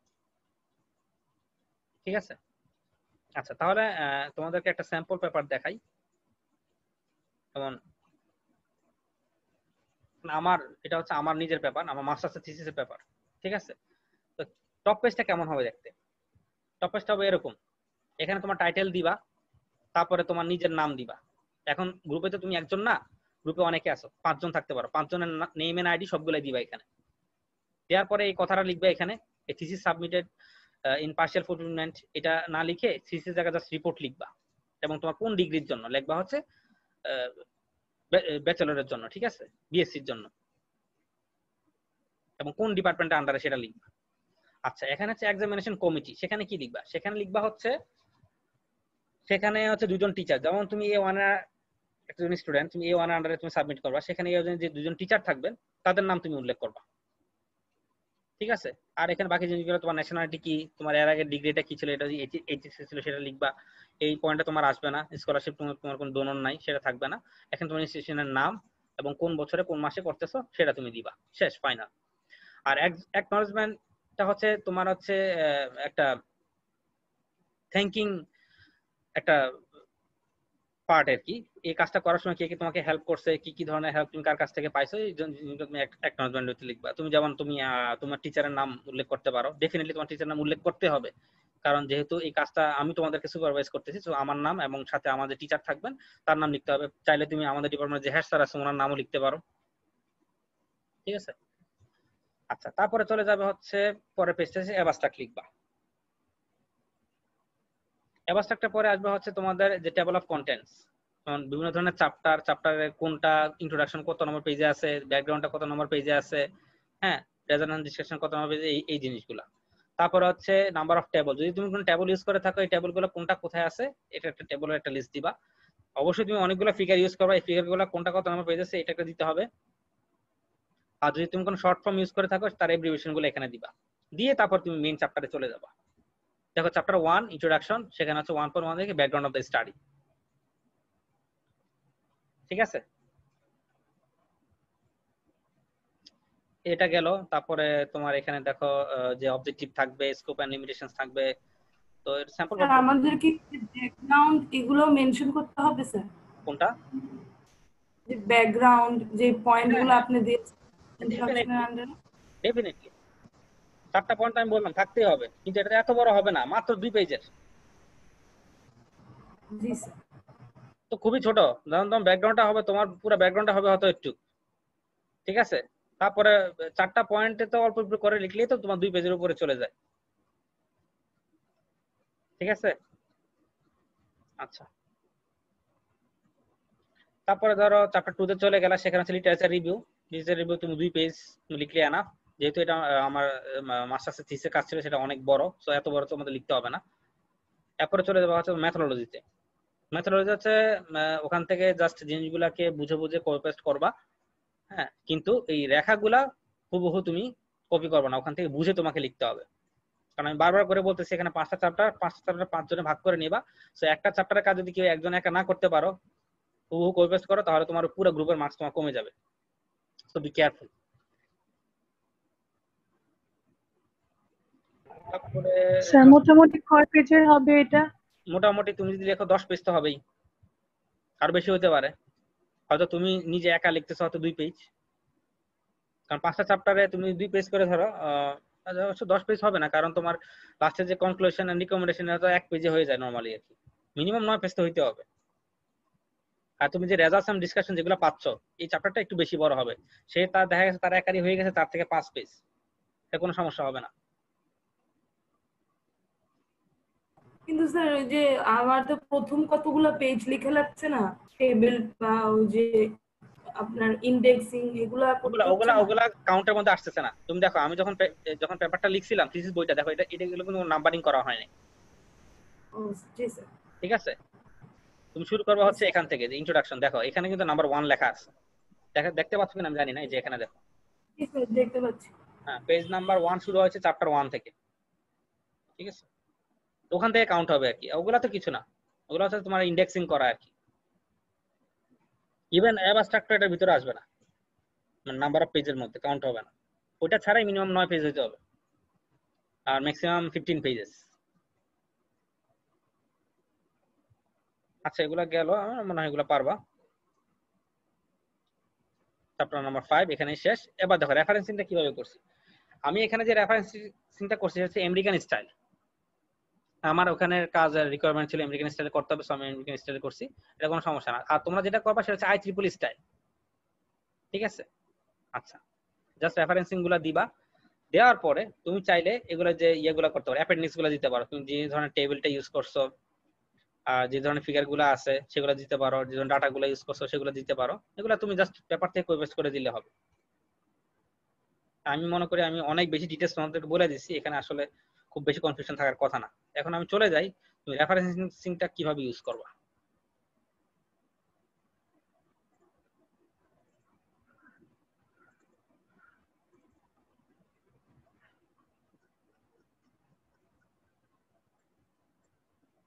দেখো এখানে লিটারেচার রিভিউ, এই যে আমি এখানে সফটওয়্যারটা যেটা ইউজ করছি সেটা হচ্ছে মেন্ডেলে।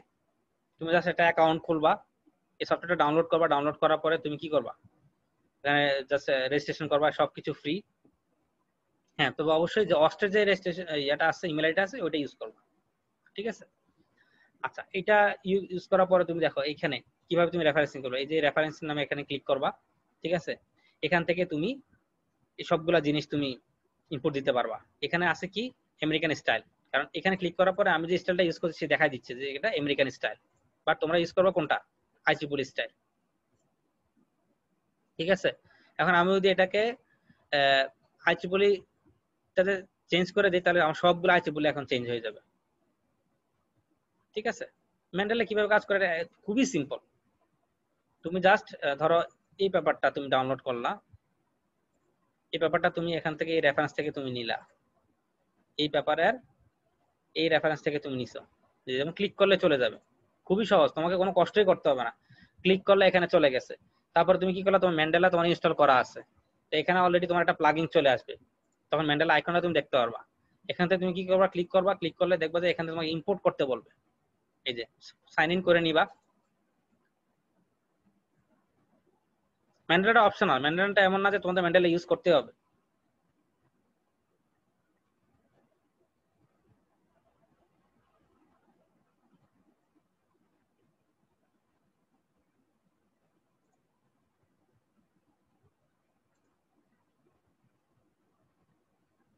আচ্ছা, এটা হোক,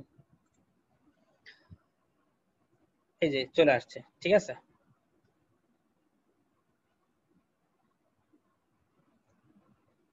এই যে পিডিএফটা দেখো, এটার নামটা কি, কম্পিউটেশনাল ইন্টেলিজেন্স।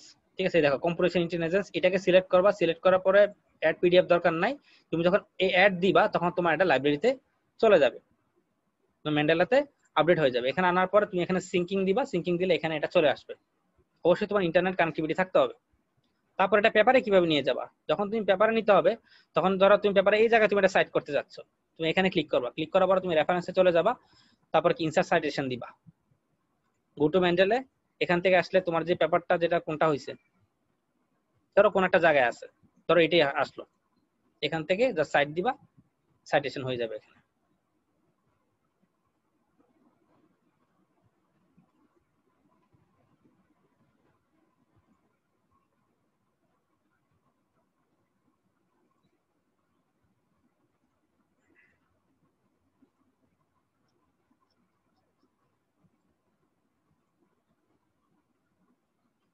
এই যে এটা হচ্ছে তোমাদের IEEE স্ট্যান্ডার্ডে চলে আসছে। ঠিক আছে, নাম্বার অফ 30। এখন এটাকে তুমি কিভাবে আবার রেফারেন্সে নিয়ে যাবা, যখন তুমি রেফারেন্সের নামে তুমি যখন কোন একটা ফোল্ডার বা হেডিং দিয়ে তুমি যখন কোন একটা কিছু ওপেন করছো, যেমন এখানে আনার পরে তুমি কি করবা, এই যে এখানে এখানে আসলে ইনসার্ট বিবলিওগ্রাফি দিলে এখানে সবগুলো চলে আসবে। ঠিক আছে, এই সব চলে আসছে, ডাবল ডাবল হয়ে গেছে সবকিছু। ঠিক আছে, খুবই সহজ। তুমি চাইলে এটা ইউজ করতে পারো, না চাইলে না ইউজ করলে আমার কোনো সমস্যা নেই, সব নেটে দেওয়া আছে, ভেরি সিম্পল।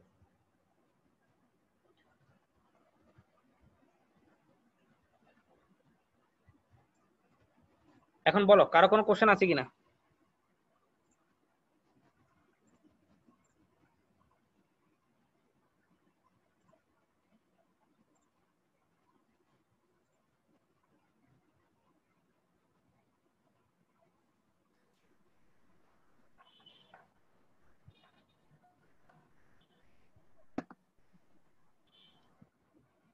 কারো কিছু জানা আছে?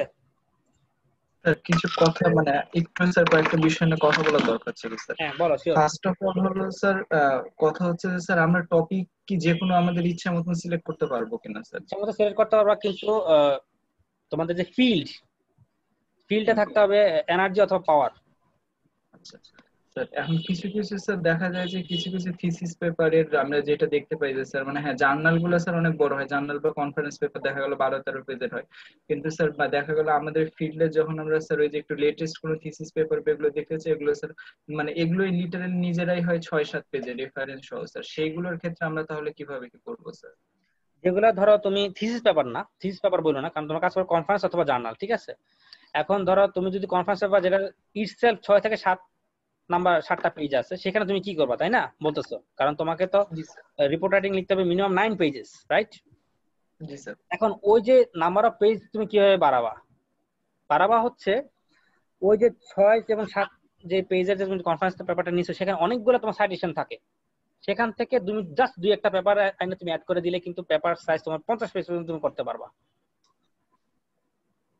Up to 50। আচ্ছা স্যার, নো ওয়ারিস, তুমি 100 পেজে লিখতে পারবা যে পরিমাণ রেফারেন্স আছে, কারণ তুমি ওইটার ভিতরে যে রেফারেন্স থাকে, ধরো ওইটাতে সে 10টা রেফারেন্স থাকলো, ওই যে 10টা রেফারেন্সে তুমি ঢুকছো, ওই 10টা রেফারেন্সের ভিতরে আরো তুমি 10টা পাবা, এভাবে কথা বলতে তুমি কমপক্ষে কয়েক হাজার রেফারেন্স তুমি পাবা। সো পেজের লেংথ বাড়ানো কোনো ইস্যুই না। নেক্সট নেক্সট যে কোয়েশ্চেনটা হচ্ছে স্যার সেটা হচ্ছে যে স্যার আমরা মানে আপনি বললেন স্যার 5 জনের গ্রুপ বা 4 জনের গ্রুপ, স্যার আমাদের লাস্টে যে গ্রুপটা নিয়ে করা হয়েছিল স্যার সেখানে আমাদের মানে মেম্বার ছিল 3 জন, পরবর্তীতে একজনকে অ্যাড করা হয় স্যার, তার মানে সেই পর্যন্ত মিড পর্যন্ত কোনো রেসপন্স ছিল না স্যার, সেই ক্ষেত্রে আমরা কি করব স্যার?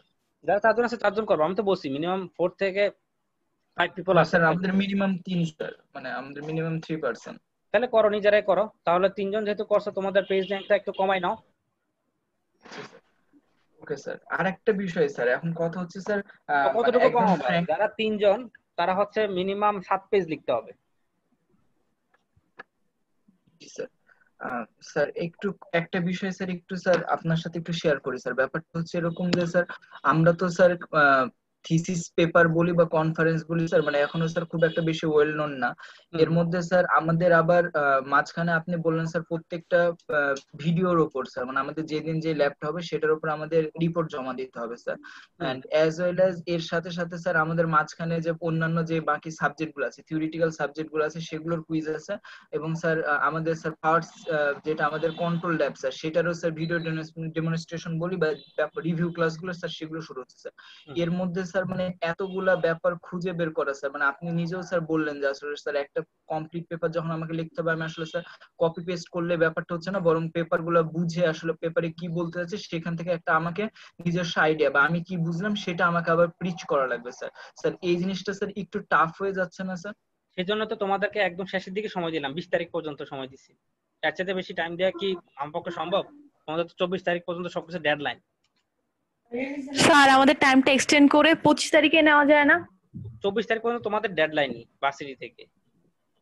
স্যার আসলে টাইম এক্সটেন্ড করাটা আসলে স্যার খুব একটা মূল ফ্যাক্টর না, ফ্যাক্টরটা হচ্ছে স্যার আপনি আমাদের কাছে যে জিনিসটা চাচ্ছেন স্যার এটার জন্য আসলে স্যার মানে আপনি নিজেও বুঝছেন স্যার আমাদের খুব ডিপ অ্যানালাইসিস করা লাগবে স্যার, কারণ ডিপলি যদি আমরা জিনিসগুলো না বুঝি সেটা থেকে স্যার এইটাকে কোনোভাবে স্যার একটু লাইট করার কোনো অপশন আছে কিনা স্যার? কারণ আসলে টাইম হ্যাঁ লাইট করে দিছি হচ্ছে তোমাদেরকে গ্রুপে করতে দিছি, একসাথে লাইট করা সম্ভব না, কারণ তুমি যদি একটা চ্যাপ্টার যেমন ইন্ট্রোডাকশন জাস্ট 2টা পেজ সেটা যদি তুমি না পড়ে লিখতে পারো একসাথে লাইট করা আমার পক্ষে সম্ভব না।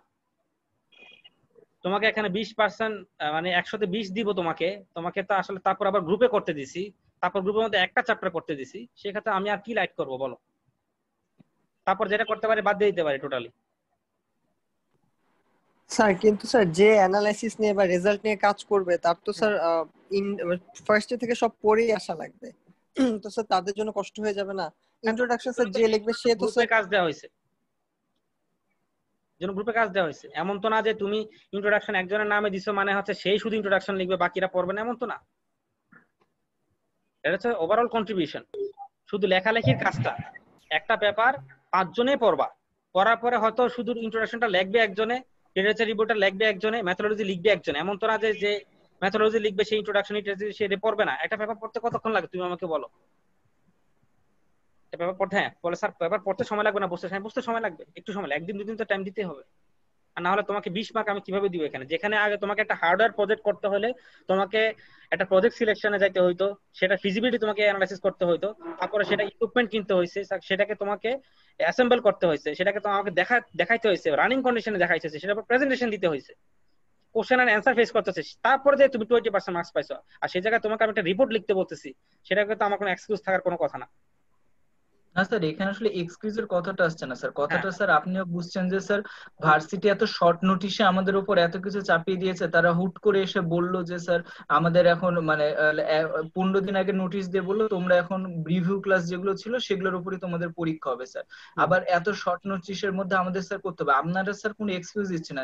এটা যদি স্যার মানে একটা মানে প্রথম থেকে ব্যাপারগুলো হতো, দেখা যেত যে আমাদের আর কোনো প্রেশার থাকতো না এই ব্যাপার নিয়ে এক্সকিউজ দেওয়ার কোনো, এখনো আমরা স্যার কোনো এক্সকিউজ দিচ্ছি না। বাট ব্যাপারটা হচ্ছে স্যার যে এখন এমন একটা সিচুয়েশনে দাঁড়িয়েছে স্যার, যেমন আমাদের যে অনলাইন কুইজ গুলো হচ্ছে স্যার, সেগুলো লিটারেলি আমাদের 20 মিনিট 25 মিনিট টাইম মধ্যে স্যার। মেন্টাল প্রেসারে যে কথাটা আমি সেটার কথা বলছি স্যার, কারণ আমাদের মতন যারা আছে স্যার আমাদেরকে পিডিএফ মানে আমি স্যার আমার কথাই বলি স্যার, আমাকে যখন বাইরে থেকে স্যার নেট কানেকশনের আনএভেবিলিটির কারণে আমাকে স্যার যখন পিডিএফ করে পাঠাতে 5 মিনিট লেট হয় স্যার, আমার কোন কুইজের মানে পেপার যখন সেখানে স্যাররা বলে যে 5 মিনিট লেটের কারণে তোমার এখানে মার্ক কাটা যাবে স্যার, এই টাইপের একটা সিচুয়েশনের মধ্যে স্যার এই কথাগুলো আমাদের কাছ থেকে আসছে স্যার। এটা আসলে আমরা এক্সকিউজ দিচ্ছি না যে এটা পসিবল না, এটা অবভিয়াসলি পসিবল। ওকে, মানে আমরা বলছি স্যার আপনারা যে মানে পলিসিটা নির্ধারণ করেছেন, policy is very good for us, but কথা হচ্ছে স্যার এখন টাইম লিমিটটা এমন হয়ে গেছে এবং একসাথে অনেকগুলো হয়ে যাওয়ার কারণে এটা আমাদের উপর একটা স্যার বার্ডেন হিসেবে আসছে, এই জিনিসটা আমরা বলছি, এটা কোনো স্যার এক্সকিউজ না, আপনাদের policy sir quite good enough. আচ্ছা ঠিক আছে, এখন দেখো তোমাদেরকে আমি যে ওভারঅল যে একটা পুরা সিস্টেমটাকে সেটা ইভ্যালুয়েশনের জন্য দেখো অনেক ক্ষেত্রে তোমাকে অ্যাসাইনমেন্ট দিচ্ছে, ঠিক আছে? এটা sort of your assignment, right? Yes sir. এবং এই অ্যাসাইনমেন্টটাকে আমি অনেক চিন্তা করে ইভেন তোমাদের যে আরো যে টিচার আছেন পাওয়ার সিস্টেমে তাদের সাথে কথা না বলেই কিন্তু আমি এই জিনিসগুলো এখানে এস্টাবলিশ করছি, তারপরে ওনাদের সাথে আমি ডিসকাস করছি যে এগুলোকে আমি এইভাবে করতে চাই, ঠিক আছে? এখন এর সাথে লাইটলি কি করা সম্ভব তুমি আমাকে বলো? না স্যার, লাইটলি করা সম্ভব কিনা স্যার এটা আসলে বড় কথা, আসলে যে কারণে আপনাকে কনসার্নটা দিলাম স্যার কিছু ফ্লেক্সিবিলিটি জায়গা, যেমন স্যার অনেকের হয়তো মানে 20 তারিখের মধ্যে পারবে না স্যার, আপনি যদি এরকম একটা টাইম দিতেন ওকে 20 থেকে 21, তাহলে স্যার একটাই হতো মানে এই জিনিসগুলো স্যার মানে হয়তো অফিসিয়াল আকারে আসবে না স্যার, কিছু বিষয় ইন্টারনাল থাকেও স্যার এই জিনিসগুলো, প্লাস মানে আমরা যে জিনিসটা স্যার আজকে যেহেতু আপনি পুরো মানে সিস্টেমটা নিয়ে ডিসকাস করলেন স্যার, এই জন্য সিস্টেমে যেতে স্যার স্টুডেন্ট ফ্রেন্ডলি আর কয়েকটা জিনিস থাকে, যেমন স্যার বলা যেতে পারে যে স্যার যারা মানে পেপারের কোয়ালিটি স্যার সবার একরকম হবে না স্যার, কারণ সবাই আসলে এই জিনিসটার সাথে ওয়েল নোন না স্যার। অনেকের মানে ব্যাপারটা যেটা হচ্ছে স্যার অনেকে এই জিনিস মানে অনেকের গ্রুপ মেম্বারে দেখা গেল স্যার অনেকে একটু এই ব্যাপারগুলোর সাথে ওয়েল নোন, অনেকে ওয়েল নোন না স্যার। তো এই জিনিসগুলো যাতে স্যার আবার ওই যে আপনি বললেন স্যার যে এইগুলোর উপরে আপনি আগের গুলা ডিফাইন করবেন স্যার, যে আগের গুলাতে যদি একটু কম বেশি হয়ে থাকে এইগুলোর উপর আসলে করবেন। তো স্যার এই জিনিসগুলো আসলে স্যার ওভারঅল যাতে এফেক্ট না করে স্যার সেই ব্যাপারটার কথা বলছি স্যার। আসলে এখন তো আপনাদের হাতেও অপশন নাই যে আপনি আসলে টাইম এক্সটেন্ড করে দিবেন বা অন্য কিছু করবেন, আপনিও স্যার একটা টাইমের মধ্যে বাউন্ড, আমরাও স্যার একটা নির্দিষ্ট টাইমের মধ্যে অনেকগুলো কাজ করতে বাউন্ড স্যার। সো এই জায়গাতে স্যার মিউচুয়াল একটা স্যার যাতে মানে ব্যালেন্স থাকে স্যার সেই কথাটা বলছি স্যার। অ্যাকচুয়ালি এক্সকিউজ বা স্যার বার্ডেনের কথাটা মানে আপনাদের উপরও দিচ্ছি না, বাট বাই কোনো এক্সকিউজ আমরা আমাদের জায়গা থেকে পেশ করছি না স্যার। ফাইন, তুমি আমাকে যে জিনিসগুলো তুমি আমাকে তোমার অপিনিয়ন গুলো শেয়ার করলা সেটা হচ্ছে ইভালুয়েশন প্রসেসটা। তো আমি তো তোমার টিচার তাই না, আমার উপরে বাকি ইভালুয়েশনটা ছেড়ে দাও, বিশ্বাস থাকতে হবে তাই না, ওটা আমার উপরে করতে দাও। তুমি যেটা বলছো যে 20 থেকে 22 তারিখ পর্যন্ত সময়, সেটা আমি দেখবো। তুমি তো এত ফিউচারিস্টিক চিন্তার দরকার নাই, ঠিক আছে? তুমি করো, পেপার কোয়ালিটি সবার সেম হবে না সেটা আমি জানি, যা যতটুকু এফোর্ট সে দিবে, কিন্তু সে আসলে এলসিবিআর থেকে নিছে নাকি আইটিবলে নিছে সেটা আমার জন্য বিগ কনসার্ন হবে না। বিগ কনসার্ন হচ্ছে সে আসলে আমি যে তাকে কাজগুলো বুঝাইছি, একটা রিপোর্ট কিভাবে লিখতে হয়, এই রিপোর্টটা তুমি আজকে যদি লিখতে পারো তোমার থিসিস লেখা তোমার জন্য খুব ইজি হয়ে যাবে। কারণ ফাইনালি জি তোমাকে স্যার, এটা তো একটা অবশ্যই থিসিস স্যার। লিখতে হবে। আমি জানি না তোমার এটার উপর কোনো ক্লাস হয় কিনা, কারণ আমি যখন মাস্টার্স করছি আমি এগুলো নিয়ে অনেক বেশি প্রবলেম ফেস করছি। কারণ এই জিনিসগুলো আমরা কখনো আন্ডারগ্রেড থেকে শিখে যাই নাই। অথচ যারা অন্যান্য ভার্সিটি থেকে আসছে, অন্যান্য দেশ থেকে আসছে, তারা করছে কি আমার সাথে অনেক বেশি অ্যাডভান্স ছিল। সো আমাকে এই জিনিসগুলো শিখে আসতে আমার অনেক সময় লাগছে। সো আমি জাস্ট তোমাকে একটা জিনিস শিখানো। সবসময় তুমি যদি মার্কস জি নিয়ে স্যার। চিন্তা করো তাহলে কিন্তু হলো না। লাইফে সবকিছু কিন্তু মার্কসে তুমি ইভালুয়েট করতে পারো না। তুমি কি মনে করো যে ক্লাসে যে ফার্স্ট সেই লাইফে সবকিছু করছে? সে সবকিছু করে নাই। জাস্ট আমি তোমাদেরকে শেখানোর জন্য একটা এফোর্ট দিছি। আমি কি চাইলে পারতাম না তোমাদেরকে একটা অ্যাসাইনমেন্ট দিয়ে দিতে যে বাংলাদেশে কতগুলো পাওয়ার প্ল্যান্ট আছে, তাদের কতগুলো পাওয়ার আছে, সেগুলো তোমরা বের করে নিয়ে আসে? আমি কি পারতাম না একটা তোমাদের এর পয়েন্টে অ্যাসাইনমেন্ট দিতে? এটা অ্যাসাইনমেন্ট করতে হতো তোমাদেরকে 10 মিনিট লাগতো। তুমি শিখতাটা কি ওখানে? না স্যার, এইটা তো আমি স্যার ওই জন্য প্রথমে মেনশন করলাম যে স্যার হ্যাঁ, পলিসিস সেটা কোয়াইট হচ্ছে, গুড স্যার। এটা আমি এই কারণে দিছি। আর ইভালুয়েশনটা হচ্ছে আমি তোমাদের টিচার, আমার প্রতি বিশ্বাস রাখো। আমি অত কোনো কিছু হার্ড এন্ড ফাস্ট রাখি নাই। তোমরা গ্রুপে কাজ করো, প্রবলেম হলে আমার সাথে ডিসকাস করো, আর অন্যান্য টিচার আছেন সবার সাথে ডিসকাস করো। মেন্টাল প্রেশার নেওয়ার কিছু নাই। সময়ের কাজ সময় করো, দেখবে ইনশাল্লাহ শেষ হয়ে যাবে। আর ওটা 20 তারিখ, স্যার 21 তারিখ আমাকে তো একটা ডেডলাইন দিতে হবে, আমি ডেডলাইন দিছি। বাকিটা কারো কোনো প্রবলেম বা ইস্যুর উপর ডিপেন্ড করে, এটা আমি দেখবো না কি করা যায়। ঠিক আছে? জি sir, thank you sir. Okay, sir অত টেনশন করার কিছু নাই। সামনে কুইজ স্যার আছে, কুইজ দাও। এটা তার এখন সাবমিট করতেছ না, 20 দিন পরে। 20 দিন পরের কথা এখনই হুট করে বলার দরকার নাই, ঠিক আছে? তারপরও আমাকেও তো একটা ডেডলাইন ফলো করতে হবে। আমাকেও তো তোমাদের এগুলো সব রেডি করে আমাকেও কিন্তু 24-25 তারিখের মধ্যে ডিপার্টমেন্টে একটা রেজাল্ট পাঠিয়ে দিতে হবে তোমাদের ল্যাবের। আমাকে তো সময় দিতে হবে, তাই না? আমার তো অনেকগুলা ল্যাব, আমিও তো 10টা ল্যাব নিচ্ছি, ঠিক আছে? তো সবকিছু চিন্তা করে আমি এগুলো করছি। আমি আশা করি তোমরা এখান থেকে কিছুটা শিখবা। আমার মেইন কনসার্ন হচ্ছে এটা। নাম্বার নিয়ে টেনশন করার দরকার নেই, ঠিক আছে? এখানে শিখো, সেটা হচ্ছে বড় কথা। হ্যাঁ, কে কি জানি স্যার বলতো? স্যার 6 তারিখে স্যার আমাদের স্যার ওই যে sir 9-10 sir experiment sir sir lecture দিবে স্যার। ওই দিন স্যার আমাদের একটা স্যার সেন্ট্রাল কুইজ ছিল স্যার, কন্ট্রোলের স্যার, সব সেকশনের। স্যার একটু যদি স্যার মানে মানে সময়টা যদি স্যার আগের থেকে মানে স্যার কুইজ তো স্যার আগের থেকে দেওয়া স্যার মানে তা ঠিক আছে, ওটা 7 সময় তারিখ স্যার নিব না, সমস্যা। সমস্যা নাই। 7 তারিখ নিব, সমস্যা নেই। আচ্ছা জি স্যার, এটাই স্যার মানে স্যার সময় জানায় নাই তো, এখন স্যার আপনাদের সাথে যদি সময়টা মিলে যায় তখন তো সমস্যা হয়ে যাবে। আর ওটা তো তোমাদের প্রেসার নেওয়ার কোনো কিছু নাই, ঠিক আছে? ওইটা হচ্ছে আমি একটা সফটওয়্যার, একটা পাওয়ার সিস্টেম কিভাবে অ্যানালাইসিস করতে হয় সেটা তো জাস্ট দেখাই দিব। ওটার উপর তো আসলে ইভালুয়েশন করার কোনো ওয়ে নাই এখন, ঠিক আছে? পিসি মানে পিসি সংকট আছে, ইয়ে আছে, অনেকে হয়তো বাসায় গেছে ল্যাপটপ নেওয়া নাই। সো ওইটার উপরে ওরকম কোনো এক্সাম আমি নিচ্ছি না, বাট হয়তো কিছু থিওরি কোশ্চেন আমি হয়তো ভাইবার সময় করবো আর কি। ওইটা হচ্ছে জাস্ট ক্লাসে আইসা একটু মনোযোগ দিয়ে দেখবা আর কি, সফটওয়্যারটা কিভাবে কাজ করতে হয়। ওটার উপর তো কোনো প্রেশার নাই, ঠিক আছে? আর যদি 6 তারিখ খুব বেশি সমস্যা, আমি 7 তারিখ নিব, কোনো সমস্যা নাই। জি স্যার, থ্যাংক ইউ। হ্যাঁ, আর ওই এত মানে ফিউচার চিন্তা করে, মানে ফিউচারিস্টিক চিন্তা করে মাথা ব্রেইন হ্যামারিং করার কোনো দরকার নাই, ঠিক আছে? পড়াশোনা করো, আমরা তোমাদের শিক্ষক, তোমাদের শত্রু না। অত টেনশন করো না, কাজ করতে থাকো। আর আমি এটা দিছি এই কারণে, দেখো আমি কিন্তু এক্সপেরিমেন্ট 3, 4, 5 এগুলো হচ্ছে গতানুগতিক জিনিস, তুমি সারা জীবনে তোমরা শিখে আসবে, টিচাররা তোমাদের শিখাবে। এর বাইরে কিছু শিখো, এই জন্য কিন্তু আমি প্রত্যেক বছর 4-1-এ এই পার্টটা রাখি। কিন্তু এটা এভাবে কখনো হয় না, প্রত্যেকবার রিপোর্ট দেয়, রিপোর্টটা কিন্তু এভাবে কখনো লিখে দেয় না। তাই আমি ভাবলাম যে এবার যেহেতু তোমাদের হার্ডওয়্যারটা নাই, সো আমি তোমাদেরকে চাচ্ছিলাম যে এই জিনিসটা কিছু শিখাইতে। সো মানে শিখতে চাইলে একটু কষ্ট করতে হবে, কিছু করার নেই। অ্যাকচুয়ালি আমাদের উপরে অনেক কিছু প্রেসার এসে পড়ছে, তো এই জন্যই আমরা হিমশিম খাই। হ্যাঁ, একটু কষ্ট করো, কিছু হবে না। এই কদিন পরে শেষ হয়ে যাবে সবকিছু, ঠিক আছে? ইনশাআল্লাহ যা হবে সবকিছু ভালোভাবে হবে। আর যেহেতু তোমাদের অনলাইনে সবকিছু আসতেছে, টিচাররা কিন্তু তোমাদের অনেক ক্ষেত্রে অনেক ফ্লেক্সিবল রাখবে অনেক কিছুই, ঠিক আছে? টেনশন করো না। যেটা করার দরকার সেটা হচ্ছে ইমিডিয়েটলি পেপারটা ডাউনলোড করে পড়ে লেখা শুরু করো। আমি ট্রাস্ট মি, তুমি যদি একটা চ্যাপ্টার লিখো, মানে পড়া ভালো করে, তোমার একদিনের বেশি সময় লাগবে না। আমি জানি তোমরা এখানে সবাই খুব ভালো লিখতে পারো, ইংলিশে সবাই খুব ভালো, খুব সমস্যা হবে না, ঠিক আছে? আর কারো কি কোনো কোশ্চেন আছে?